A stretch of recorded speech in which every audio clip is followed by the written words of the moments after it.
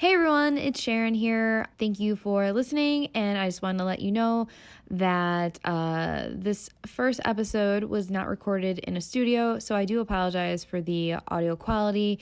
The rest of the episodes will be recorded in a studio and will sound much better. Please don't let the audio quality deter you from listening to further episodes, and I just want to thank you all so much for even downloading and listening to this episode in the first place. Bye. Welcome to Whores Talk Horror. We're not really whores. We just like wordplay. Hi, and welcome to Whores Talk Horror. I'm Sharon. I'm Melinda. And today we are going to be talking about some of the summer horror movies that are either out in theaters now or coming into theaters soon. But first, we want to do a ghost story, and this is from Mindy's childhood. It's a story that she's told me many, many times, and every time I hear this story, I still get creeped out. So, Mindy, would you like to share? I have not shared this with you, but I'm calling this Grandma E's Final Lesson. I like the name. I think, yes, it's appropriate. But, so this happened when I was in junior high-ish age, so like 13, 14 years old. The house that this happened in, a lot of weird things happened, but that's a story for another day, and this is probably the most notable thing that happened. My grandmother was lovely, and I credit all of any sort of strength I have I credit her with that. But she was very opinionated as a person. She meant well, but she always made her opinion heard. Case in point, I was at that age where I was starting to stay home by myself more often. The house we lived in, when you'd walk up to the front door, there was a window right next to the front door, and my grandmother would always comment on how if a stranger walked up to the front door and I was home alone and the stranger was standing on the porch, they'd be able to look through this window, see directly into my bedroom and see me, which of course would be dangerous for like a junior high kid. And I kind of thought that there was nothing much to it. There wasn't a curtain in the window, but the distance, my parents and I, for some reason, just kind of blew it off and just said, yeah, okay, thanks. But we didn't really do much about it. So, my grandmother, eventually she did pass from stomach cancer, but the last night she was around, she was in the hospital, things were pretty grave, and so my dad went to join my grandfather at the hospital, leaving my mom and I home alone, where we were watching a scary movie with Judd Nelson, where he would call people to see if they were home or not, and then come and kill them. So, just to set the scene a little bit, there's my mom and I watching a scary movie. My dad leaves us home alone. Awesome. So after the movie was over, I went to go listen to CDs in my room. My mom went to the kitchen, which was on the other side of our house, to do dishes. And around 9:30 at night, the doorbell rang. I opened my bedroom door, looked out towards the front door, and saw a man who I didn't recognize, standing on the front porch, looking through the curtainless window directly at me.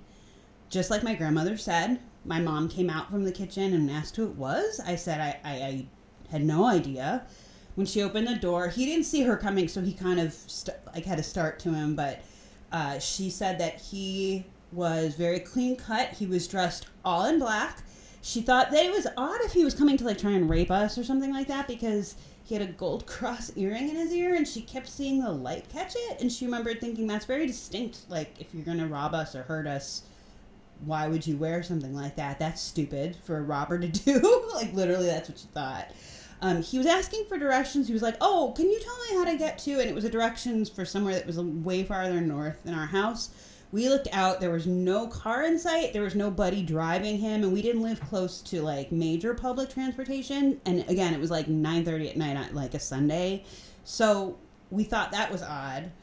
My mom said, I'm sorry, you're really far away from where you need to be. And he looked at her and he said, well, I guess I made a big mistake then, didn't I? And she said, yes, you did. And she slammed the door. We watched him walk up and down the side streets because we were on a corner. So we saw him walk up and down a few side streets.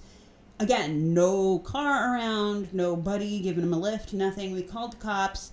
They did a pretty exhaustive search around our neighborhood. Never found the guy at all. We learned later, well, actually the next day really, that around the time that happened was around the time that my grandmother passed away. We learned our lesson. Thank you, Grandma. We heard you loud and clear.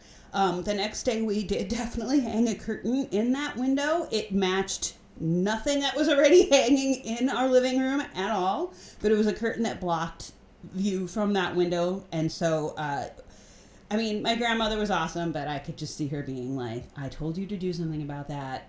Now I'm going to teach you the hard way. And she did. Message received. Thank you. Did you actually, you saw this guy. Yes. What did he look like? Literally nondescript. Like, just very clean cut, like, kind of like dark, curly hair, sort of an outline of a beard, but like well, like trimmed and shaved, like not, kind of generic, really, honestly. So he didn't look like a child molester or a serial killer. No. Like, and that's what my mom said she kept thinking too. Like, he looks so normal and so nondescript, except for that gold cross earring. And what did your dad say when he heard the story? Well, I don't really remember too much now because he was so focused on, like, helping my grandfather and, like, dealing with funeral arrangements and stuff. But he just thought it was weird and was like, well, what curtains do we have to hang in that window? But we also kind of thought it was funny just because it was very characteristic of my grandmother to be like, you didn't put a curtain up. I told you to do that. Now I'm gonna teach you a lesson. And Well, she did, man.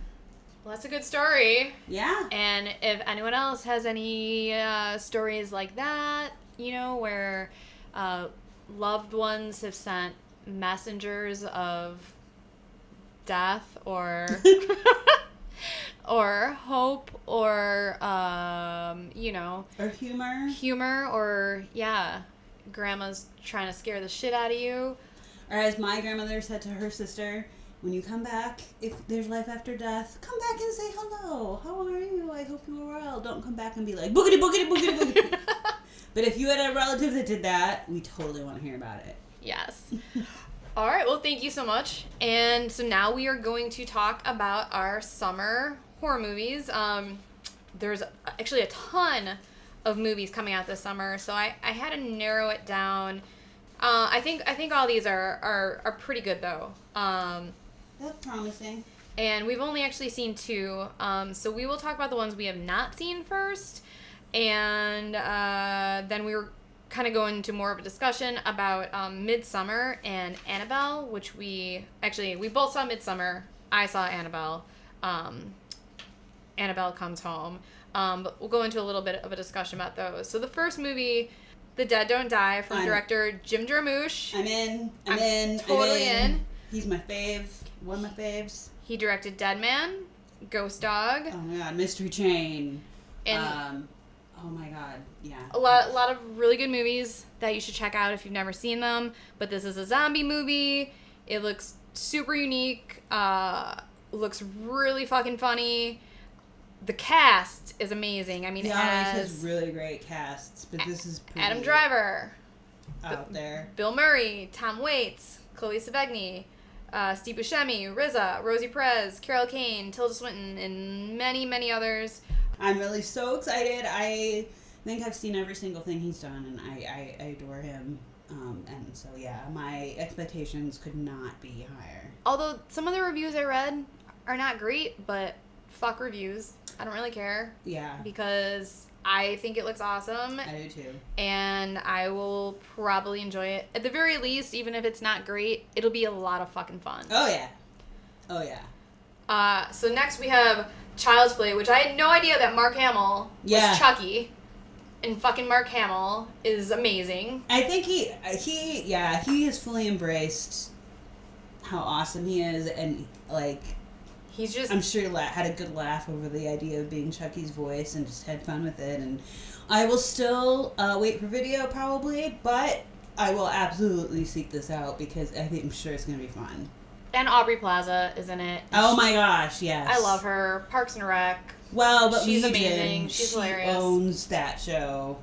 Yeah. If you're not convinced, check her out there. But yeah, but her too. I think she and Mark Hamill will probably be like, you know what, this is gonna be a lot of fun. And I hope they got paid well, which I'm sure they did. Because I saw her, she was on Colbert, and she was talking about it, and he was asking her if she even likes horror movies, and she's like, no, not really. So it's kind of interesting. Maybe she just signed up because Mark Hamill is in it. And well, on Legion, she basically plays a walking horror movie, which is interesting that she doesn't like them because she's very good at them. She's very good at them. But she's, I mean, her wow, character... I didn't know that. Her character is also, like, pretty... Like, every character she plays is kind of, like, a little dark and creepy, so she's just got, like that... April Ludgate. Yeah. She just has that vibe about her. Do you want to read the next movie? Oh, you mean by girlfriend, Jennifer Kent, who I also love. Jennifer Kent, of course, directed The Babadook that came out a few years ago. The Nightingale, which I didn't even know this was happening until Sharon put this on this list. Apparently takes place in 1825 and is a revenge story about a young female Irish convict looking to avenge her murdered family. Oh my god, I can't wait! It's supposed to be pretty gory and it's coming out early August 2nd. It's supposed to come out August 2nd. Oh my gosh, I love Jennifer Kent so much. I loved The Babadook to bits and pieces.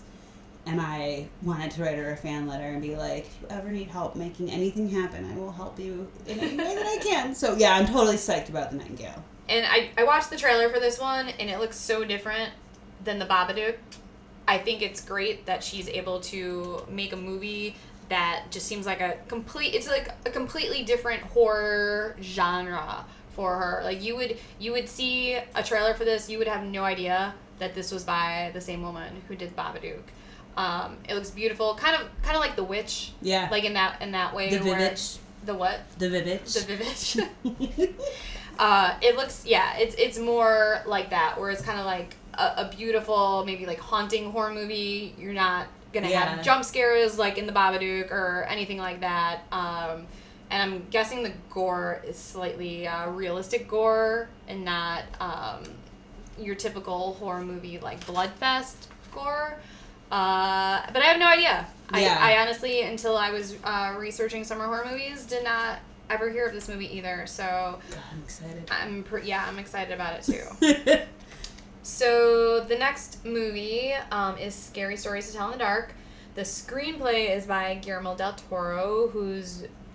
If you don't know who that is, you should then probably stop listening. Stop listening to this podcast right now and go out and rent Pan's Labyrinth. Just Google him and then rent everything. Also... What? Name another movie by him. Oh my god! Come on, Mindy! Hellboy is his most commercial, but Pan's Labyrinth is my very favorite. But the Devil's, not the Devil's Rejects. I know, I can't think of it. Don't tell me. That's gonna bug me. Spencer! Who has a Googling machine? Oh yeah, Spencer is our producer / my husband. / engineer / Sherpa. But it's a really good one too. It's like one of my favorites. Why can I not think of the name of this movie right now? The Devil's Backbone. Yes, thank you. Thank The Devil's Backbone. Devil's Backbone. For such a good movie, I totally forgot that title. That's okay. We can edit that out. God damn it. But no, that is actually a good one to check out of his. But he's a genius. Is the long and short of it. But he did the screenplay. He did not direct the movie. But it looks so good. But it looks like a typical Guillermo del Toro film with It looks like I'm gonna poop myself when I see it because some of the scenes look really scary. And I don't know if these books are still popular, but so this is based on Scary Stories to Tell in the Dark, which are books that are written by Alvin Schwartz. And we actually just bought some of these from a used bookstore by our house for our niece because she's really, really interested in hearing scary stories, even though like you tell them to her and she gets really scared. I don't know. We thought it'd be a good idea to get her these books. I don't think she's read them yet because I think she's too scared, but I was reading them in the car when we picked them up and we were on our way to give them to her, and I was like, wow, these are like so not scary at all. We had them though when we were little. We and had they all were of them. scary to us. To us, as like 8-year-olds. But this movie looks like 1,000 times scarier than that. And the characters in the movie look exactly like the creepy ass drawings from the book. Like, I think honestly, yes, those drawings are the scariest part of the book. Oh, I forgot. Yes. So I can't wait for this movie. I'm really excited. Super, super excited for this Ooh, and movie. right around my birthday it comes out. Hey. We will go for your birthday. Fuck yeah.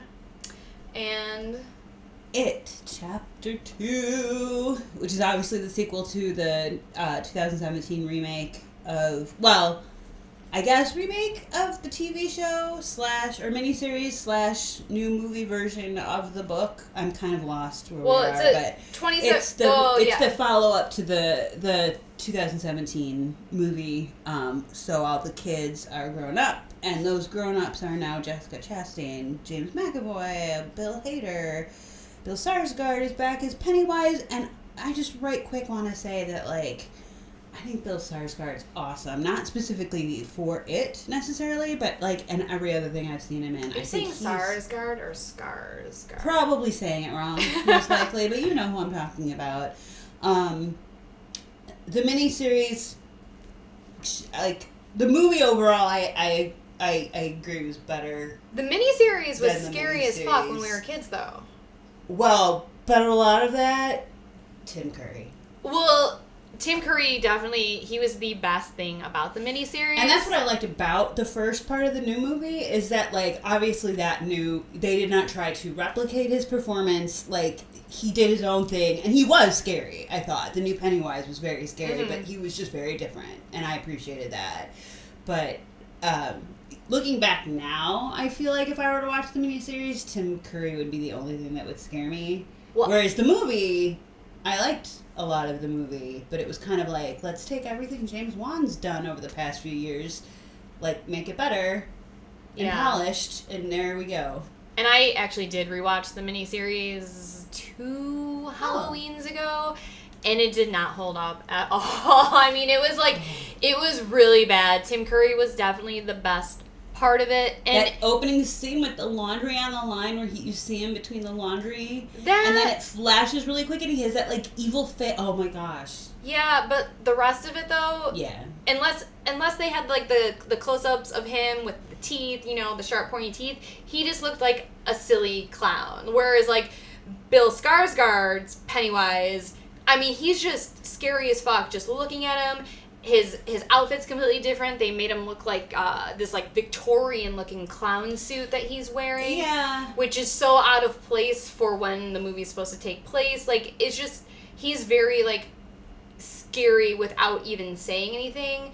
Tim Curry made the character scary. Otherwise, he just looked kind of like your normal birthday clown. Which is what I liked, because Tim Curry looked normal-ish, but there was something off, and then he would make that one face, and it would just be terrifying. I liked that little bit offness of him, whereas with the new movie, it was very, you're right, it was very clear as soon as you saw Pennywise that okay, this is not right. Yeah. He's definitely amazing. But it definitely was well done, and like I said, I like that they didn't try to outdo Tim Curry's performance, or oh yeah, it made it quite effective. I honestly, the opening scene of that movie cracked me up, but it's so childish, big child fear, where the little kid goes in the basement, you just see the eyes out of the corner. How many times have you been afraid of something like that? When you're little, all the time. My basement was super creepy where I grew up. Anyway.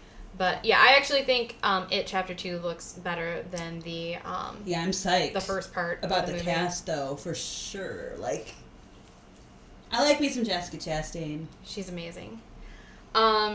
So, alright, so then next we have Three from Hell, which is the new Rob Zombie movie. I'm gonna sit back and drink some wine and let Sharon do a little talking. So this is actually the third movie in what I guess is now a trilogy, House of Thousand Corpses, and then Devil's Rejects, which was the second movie, and then this movie is being released almost 15 years after The Devil's Rejects, which I can't even believe it's been that long that movie was made, because it does not seem that long at all. And according to the AV Club, the movie is going to be released in nearly 900 select movie theaters on September 16th, 17th, and 18th. And apparently that's it. There's no other release dates that are known right now.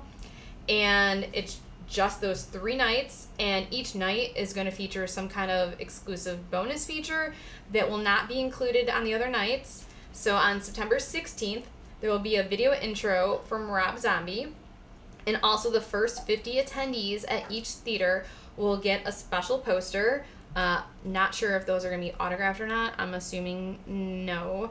On the 17th, there will be a nearly 30-minute behind-the-scenes look at the making of the film. And on the 18th, it's going to be a double feature with 3 from Hell and The Devil's Rejects. And the version of 3 from Hell being screened on these 3 dates will also be unrated, which means it might have a little more gratuitous gore and violence that would than otherwise would be allowed. And if you want any more information on this or to get tickets, those will be available at the Phantom website later this month. So make sure to check that frequently for possible early ticket sales. Not sure when they're going on sale. Maybe soon. And they're probably going to go really, really fast if this is such a limited event. And here's a little quote from Rob Zombie. This event is a long time coming, says Zombie. The journey of these characters has always been special to me, and I am thrilled to finally let the fans experience the next episode of the Firefly Madness. This project was a true labor of love for everyone involved, and we know we have created something amazing for the loyal followers of these films. Let the insanity begin. Mindy, I'm so fucking excited about this, and if we don't get tickets, I'm going to be really fucking upset because, as you know, House of a Thousand Corpses is one of my all-time favorite movies. I used to watch that movie every night to actually help me fall asleep. Not sure why, but, like, that movie just, like, calmed me and relaxed me, and, like, I would put it on, and about 30 minutes into the movie when the Firefly family were, like, pulling them all out of the car and, like, jumping on the hood. And like, I would be, like, fast asleep. And Devil's Rejects, which I think is an actually better movie than House of a Thousand Corpses. Yeah, those movies just have, like, a super special place in my heart. So I'm excited for this. Yeah, Devil's Rejects is very, very much a different movie, obviously, than House of a Thousand Corpses. I don't know that I would say I'm a Rob Zombie fan, but Fuck you. I have a friend who said that while I'm not a fan, I appreciate and I'm glad that he exists, and that's very much how I feel, like, because whether you like Rob Zombie or not, he's doing something original, he's bringing a new voice to, or sometimes a retro voice, back to horror movies, in a way that no one really that I could think of is doing, at least successfully. Like, people try, but it's usually just... Ty West does a good job of but that. Ty West is a little yeah. We'll have to talk about Ty West some other time. If you don't know who Ty West is, check out The Innkeepers and the House of the Devil. House of the Devil. But he's not. I mean, he's kind of on a different level. Whereas, like, Rob Zombie is obviously way more gory and flashy. But House of a Thousand Corpses is just such an interesting movie on so many levels that it's like, I'm just glad that, like, for the 15 million Human Centipede remakes there's out that exist out there, that, like, Rob Zombie also exists to, like, counteract that kind of thing, because like I said, like him or not, he's definitely got a very interesting imagination, and that was what always strikes me every time I watch House of a Thousand Corpses, is that it is so fucking imaginative. Like, even horrifyingly imaginative. It is so it is amazing, and clearly inspired by retro influences, and that is so. Yeah, so I'm also kind of curious to see how this is going to happen, because I remember how the second movie ended. The Devil's Rejects, and I'm kind of. I mean, are they literally coming back from hell? That'd be cool. Were they dead? Did the devil send them back up on Earth to? I have no idea, because I never thought there would be a third part to this. I was like, okay, if this is how it's going to end, if it's going to end with, and I can still to this day not hear the song Freebird without thinking of that last scene, and that last scene is just so fucking amazing. I fucking love it. You leave with like this kind of like high after watching that movie. So I'm actually gonna probably be checking soon to make sure I don't miss ticket sales. Yeah, that would be really interesting to see in the theater. Tickets go on sale July 19th. July 19th. Boom! All right, put it in your calendars. All right, and do you want to talk about Midsummer? So this is the first movie that we've seen out of all of these that we've named so far. Oh, Sharon did a cool little... I just want to read Sharon's little synopsis from before we saw the movie. So yeah, we're talking about Midsummer, the way it's spelled.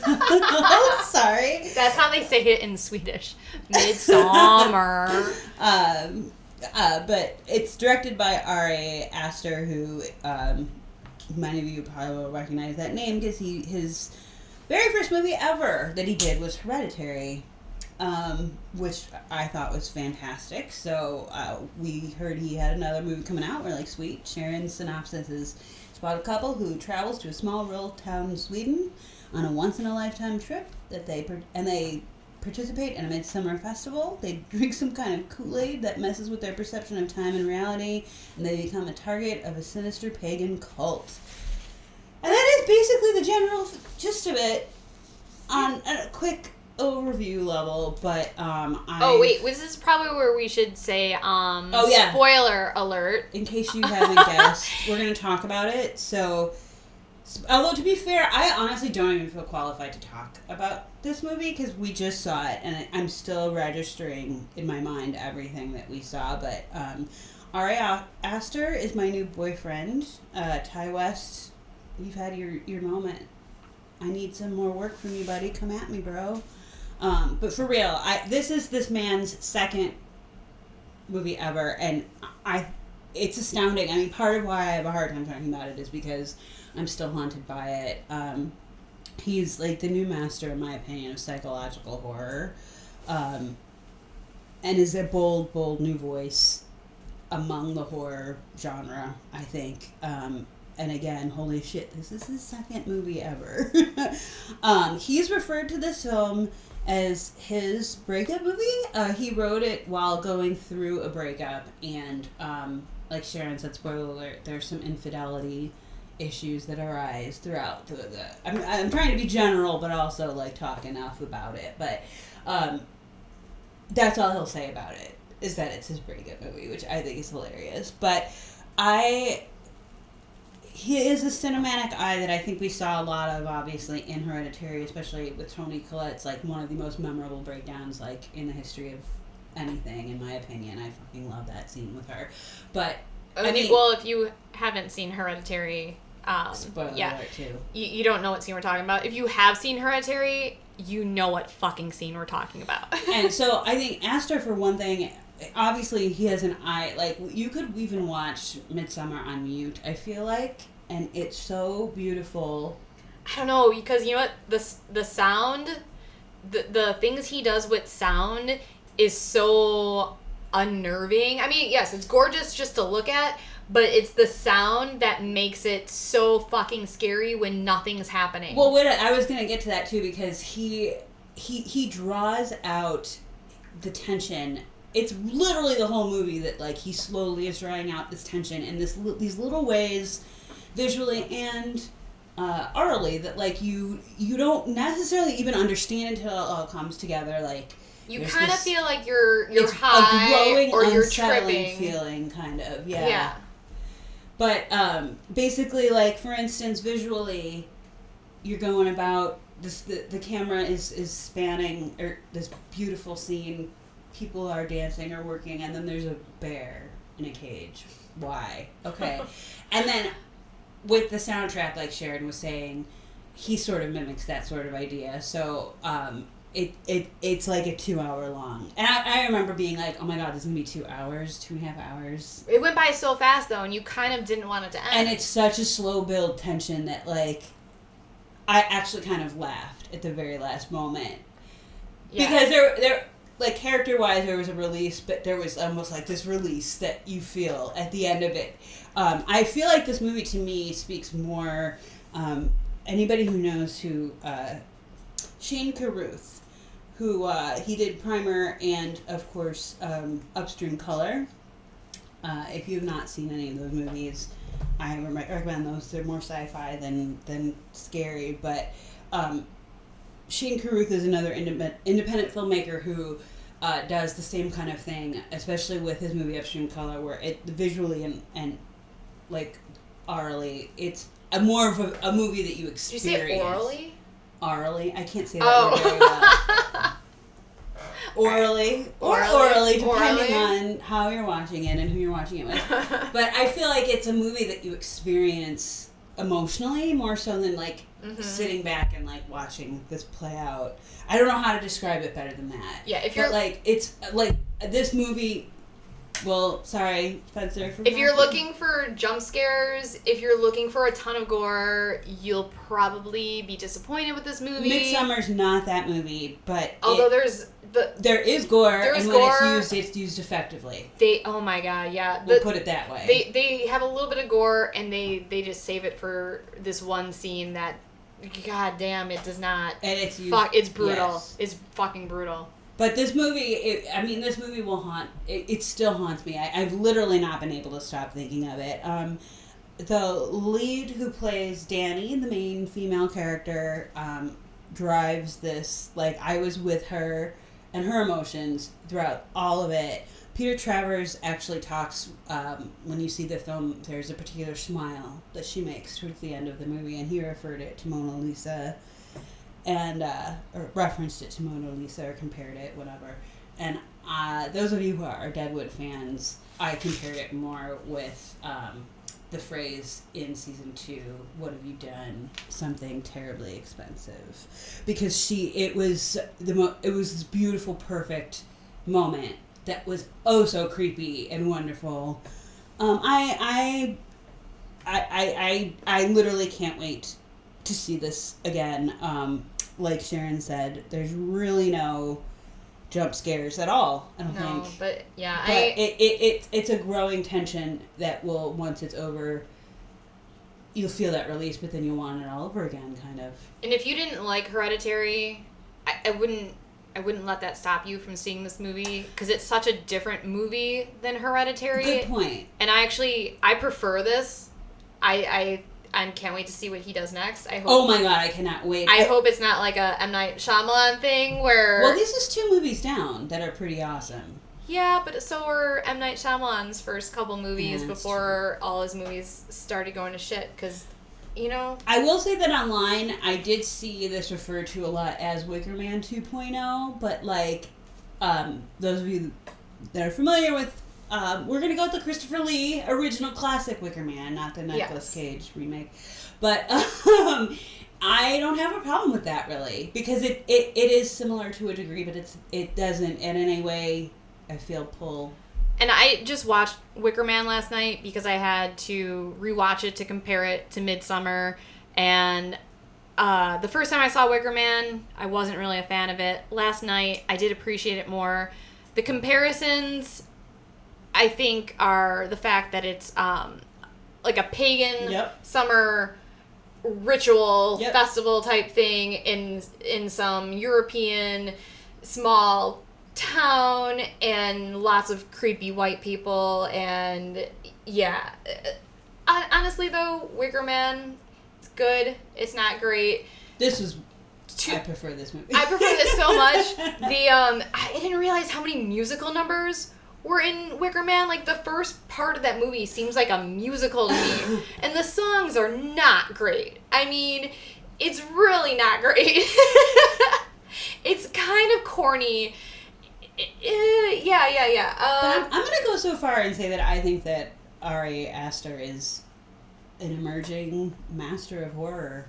Honestly, and keeps between this and Hereditary, I cannot wait to see what he does next. I even commented a few times, I think, after we saw it. I'm a huge Ingmar Bergman fan, and like Smiles on a Summer's Night, that kind of look and feel. He had that. Midsummer had that, except not an attempt to be fun.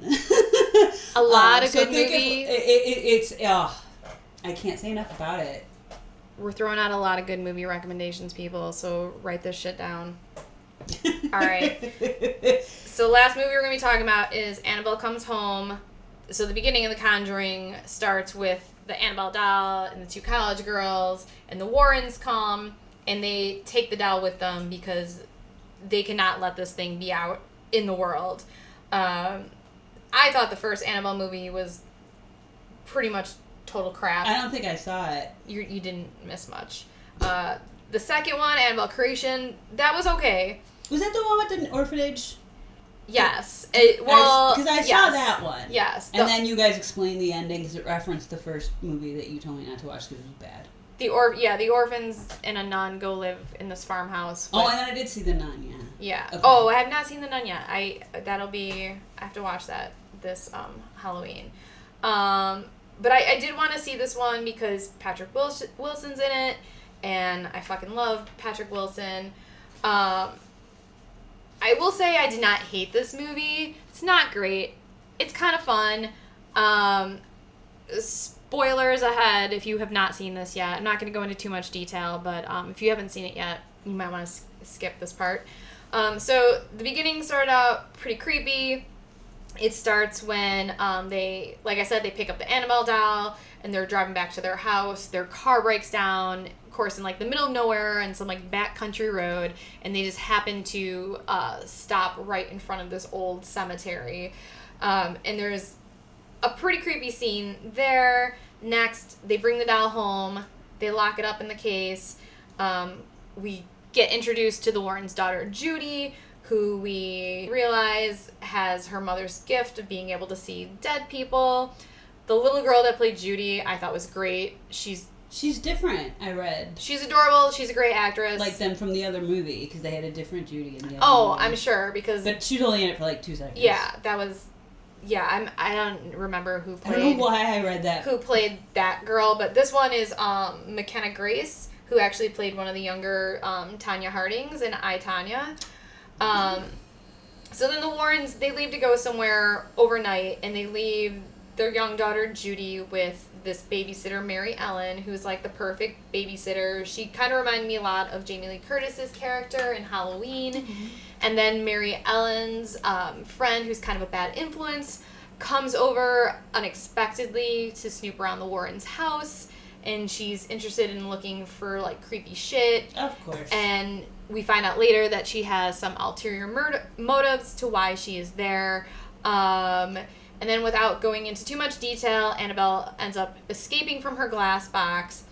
Shit gets crazy and like way over the top really fast. I mean, there was several scenes with a werewolf. Which I guess there was an actual story with the Warrens that involved some guy who thought he was like a werewolf or possessed by a werewolf. No, that was just an X-Files episode. I'm kidding, but there was an X-Files episode. Was there? About that, yeah. Okay. Yeah, I don't know. I didn't research that story too much, but I was like, why is there a fucking werewolf in this like paranormal demon possession movie? But whatever. So this is kind of where the movie lost me. Needed to be toned down like a lot, and it had, you know, kind of like a happy feel-good ending, which was a little sappy. But I would say like my biggest complaint was that Patrick Wilson was not in it as much as I was hoping he would be, because he's amazing and super hot, but whatever. There was a couple of good jump scares. Most of them were predictable. It was fun. So if you're looking for like a fun summer horror movie with a couple good jump scares, check it out. So I did do a little bit of research though on the real Annabelle doll, which if you've never seen the real Annabelle doll, it's actually just a Raggedy Ann doll. Right, yeah. Which, if you don't know what that is, you probably did not grow up in the 80s, because I think every little girl in the 80s had a Raggedy Ann doll, and honestly probably every decade prior to the 80s, because Raggedy Ann has been around for over 100 years, which I did not know. Wow. But so according to the Warrens, the real Annabelle is inhabited by an inhuman spirit. And there really is a warning on the glass in their house, which, well, is actually now, the Warrens are both dead. The museum, right? Yes. Yeah. So they now have a museum. And it does say positively do not open on the case. And it is said that one museum goer who ignored the warnings and taunted the doll died in a motorcycle crash shortly after being told to leave the museum. I tried to research this to see if it was true and could not find any evidence that it was true. So I don't know if anyone out there listening knows if this actually happened. How do you taunt a doll? Look at your yarn for eyes. Where's Raggedy Andy? That he dumped your ass. Raggedy Andy is Raggedy Ann's boyfriend? Brother? Oh shit. I didn't know. Are they siblings? Or are they lovers? I don't know. That's another topic for another day. No, yeah. We'll talk about that some other time. So, according to Lorraine and Ed's son-in-law, Tony Spira, who is also a paranormal investigator. Who has that show, I think. Oh, does he have a show now? I think, of course he does, Oops, probably. I'm out of the loop. He probably does have a show because everyone has a show. So the real-life Annabelle story began in 1970 when a 28-year-old nurse named Donna received a Raggedy Ann doll as a birthday gift from her mom. Okay, side note, who the fuck gives their 28-year-old daughter a fucking Raggedy Ann doll as a birthday gift? Maybe she always wanted one as a kid and they didn't have the money or the fabric to make one, and so then finally her mom... That is a horrible gift for I don't know, maybe that's what she wanted. an adult woman. Okay, well, sure, we'll say that. So she got her dream gift from her mother. She put the doll on her bed and began to notice it changing positions. Sometimes its legs would be crossed, or sometimes the doll would be laying on its side. For some reason I pictured yoga positions. Yoga. Sometimes it would be doing downward dog. Sometimes it would be cat cowing. Or it says sometimes it would be standing on its feet. Or if you've ever seen a Raggedy Ann doll, that's almost impossible because it's just basically a bunch of fucking yarn and fabric and But how terrifying stuff would with that be? cotton. You, That would be really walk in terrifying. and, Raggedy Ann is like, "What's up?" Sitting on your bed. How are you even? She's like, standing? "Namaste, bitch. You want to do some yoga?" Yeah. So then the girl and her roommate's name is Angie, began to find parchment paper on the floor, even though they did not have parchment paper in their house, with messages written on it with things like, "Help me" or "Help us." The doll began moving to different rooms on its own. If they left the doll on the couch, when they would come home later that night, it would be laying on Donna's bed with the door closed, and at one point it appeared to be leaking blood. Ew. One day, a male friend was taking a nap at their apartment and woke up to the doll staring at him, and he felt like he was being strangled. He had deep scratch wounds on his upper body, and I read different variations of this story. All of it seems kind of like bullshit. I'm not saying that none of this... Right. You know, some of this may have happened. This part here seems really highly exaggerated to me. So, at first the girls thought maybe an intruder was moving the doll around and leaving the notes, but they ruled that out as a possibility somehow. And since they had no idea where else to turn, they contacted a medium and they held a seance. And the girls were introduced to the spirit of Annabelle Higgins, who was a young girl that resided on the property before the apartments were even built. Her lifeless body was found in a field at age 7, where the apartment building now stands. The spirit of the young girl told the medium that she felt comfortable with the two roommates in the apartment and wanted to stay with them. And spoiler alert. And be loved. Spoiler alert. Whenever a ghost says that, it's usually not true. It's usually a demon who wants to fucking take your soul.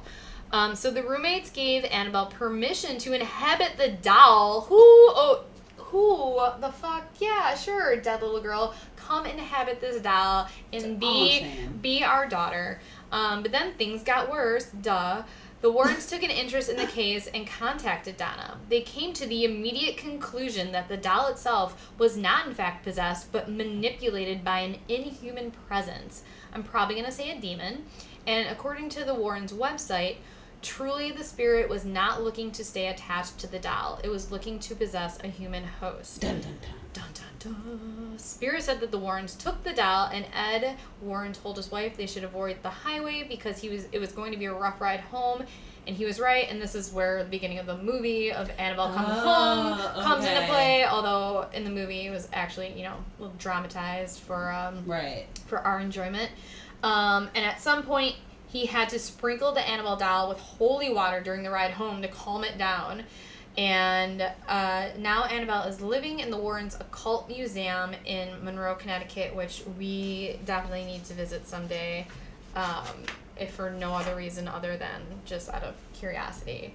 But yeah, so that is the story of the actual Annabelle doll, and if you didn't know, now you know. I find the story to be a lot more interesting than the movies, which is odd, because you would think they would be able to make the movies better with source material like that. I mean, I don't dislike the movies. The Conjuring, I love The Conjuring. That scared the shit out of me. And The Conjuring 2, I actually also enjoyed. That is the first movie in the hundreds and hundreds of horror movies that I've ever watched where I actually screamed out loud in the theater. Really? Yeah. The second Conjuring? The second Conjuring. I don't know what it was. I think I had too much coffee. Oh, I was thinking, because we saw Insidious 2 together. Oh, I was thinking no, of that. no. I was like, when did you scream? No, okay. No, it was literally just me and my husband Spencer, and there was probably 6 other people in the entire theater, and there was the scene where the train was coming out of like the little boy's teepee tent, and then it like turned back around, and I knew there was going to be someone like jumping out or whatever, but there was like someone jumping out, and then there was like a noise a second later. A good sound cue. A really good sound cue. It was really loud and unexpected. And I did not I expected the one jump. The second one caught me off guard. I screamed out loud in the theater, and my husband grabs my arm and looks at me, and he's like, "What is the matter with you?" He was so embarrassed, and I, like, never in my life had I ever fucking screamed at a movie before. But that, yeah, I'm gonna blame the coffee. James Wan knows what he's doing. He's not a slouch. He does. Because I thought those first 2 movies were pretty scary. But, so that is our summer movie discussion. And So far. There will be more. We might bring up some more later. Or, I think so. we have so many other things that we want to talk about. And if you have seen any of these movies and you want to write in your comments, your critiques. If you know more about the real Annabelle, or if you've been able to successfully fake standing Raggedy Ann up to make her look like she's standing up, right? Please share. If the Warrens have ever performed an exorcism on you, we want to hear about that. Yeah. I don't know, anything at all that you want to talk about, we would love to hear about it. And I think that's about it for today. Mindy, do you have anything else you want to say? I don't. Go see Midsummer. Oh yeah, go see Midsummer right now. Do it. All right, keep whoring it up. we're gonna have to change that. Bye. Hello. As you may notice, this sounds a lot better than what you just heard. This is because we're recording in a studio. So if you like the way this sounds, you want to hear the rest of our episodes. But anyways, I just want to say that if you have any ghost stories, scary stories, or anything else that you would love to share with us, we would love to hear it and read it on Horrors Talk Horror. So you can email us at whorestalkhorror@gmail.com. You can also follow us on Instagram and also Facebook at Horrors Talk Horror. And if you're on Twitter, you can find us at Horrors Horror. Thanks for getting creepy with us. Goodbye.